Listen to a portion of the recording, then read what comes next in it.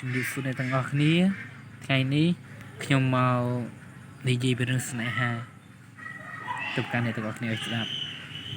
ហើយមិនថាខ្ញុំនិយាយទៅខ្ញុំច្បាស់លាស់រឿងស្នេហាឬខ្ញុំមិនដែលតែជារឿងស្នេហានោះទេតែខ្ញុំគាត់តែចង់ប្រាប់អ្នកទាំងអស់គ្នាថាមនុស្សទាំងពីរអ្នកស្រឡាញ់គ្នាទំរំថាអត់ស្រឡាញ់គ្នាយើងត្រូវយល់ពីគ្នាហើយតម្រូវឆ្លងគ្នាវាមិនងាយក៏វាមិនឆាប់ដែរអញ្ចឹងហើយបើជ្រុលថាដាក់ចិត្តស្រឡាញ់គ្នានៅជាមួយគ្នាហើយត្រូវថែរក្សាគ្នាកុំក្បត់គ្នាហើយ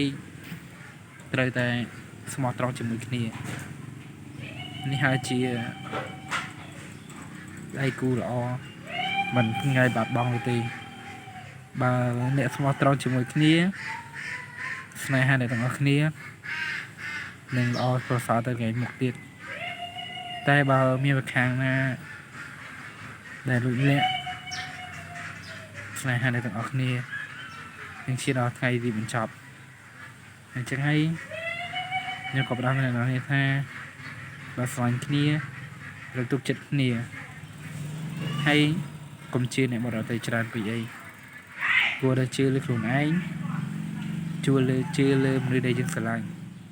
កុំជឿអ្នកដទៃច្រើនពេកព្រោះអីអ្នកដទៃវាអាចបានជួយយើងឲ្យមានក្តីសុខទេគេមានផ្លាញក្តីសុខរបស់យើងដល់ប៉ុណ្្នឹងឯងអញ្ចឹងហើយជឿលើមនុស្សដែលយើងស្រឡាញ់ហើយនឹងជឿលើខ្លួនឯងកុំផ្ដោតលើគេច្រើនពេកព្រោះអីអ្នកដទៃគេមិនដើរផ្លូវជីវិតជាមួយយើងទេ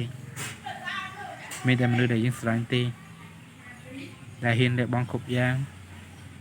ដើរផ្លូវជីវិតជាមួយយើងអញ្ចឹងហើយវីដេអូនេះហើយអត្ថបទមួយនេះមានតែប៉ុណ្្នឹងទេជួបគ្នានៅវីដេអូក្រោយ